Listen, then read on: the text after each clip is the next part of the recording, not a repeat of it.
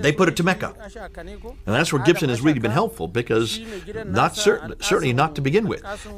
When you look at all the evidence that we've looked at all the Qiblas of the mosques, 20 Qiblas of mosques, ancient mosques from the 7th and 8th century, the earliest mosques, in fact, all the earliest mosques, their Qiblas, their direction of prayer are all facing Petra. So certainly the Qiblas have given that away, and that's why Gibson was so good, because he was able to go back and look at all those mosques and actually go and do the coordinates, do all the coordinates, modern coordinates. No, so you have the Qibla facing that city. Then you need also to look at what else has been found. Now, once you look for this place, you need to go back and see. Let's look at Petra, and let's look at some things that I would like to specifically pinpoint.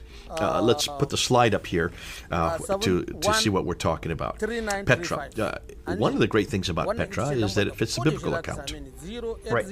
When you look at Hagar and you look at what's happening with Abraham, we know that Hagar is in a valley. That's very clear. We're going to one mountain and then to another. In fact, the whole tradition in the pilgrimage of going back between Safa and Marwa are those two mountains that supposedly Hagar went to when she was there with her son Ishmael.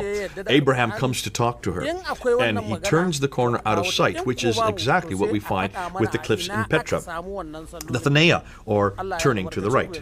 Bithynia, that means something bent, basically. And that's the sikh that you find there in Petra. But let's take a look at map of Petra. When you look at that map there on the right, you can see that if we were to expand it a bit, you can see that there is a valley there. You can see that this valley does not exist in Mecca. There is a parallel valley which does not exist in Mecca. You can see, as you look at the circled area in red, that's the Christian quarters. That will be where many of the aristocracy, that's the ones who actually did speak Aramaic. And it was fascinating. They are the ones, we're going to get into this later, how that they are the ones that actually Quranic Arabic. The Quranic Arabic that we see in the Quran, that's unique to the Quran, that everybody notices is different than the Quran that is used